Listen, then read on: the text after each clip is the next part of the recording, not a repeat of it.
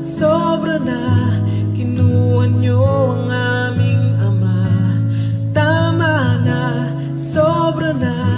Hindi nyo ba nadarama?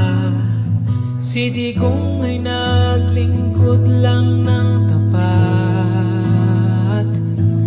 Si tatay lang ang nagmahal sa aming lahat. Ibalik nyo si Tatay Digong, walang salang ikimulong. Palayain nyo na ngayon. Ibalik nyo si Tatay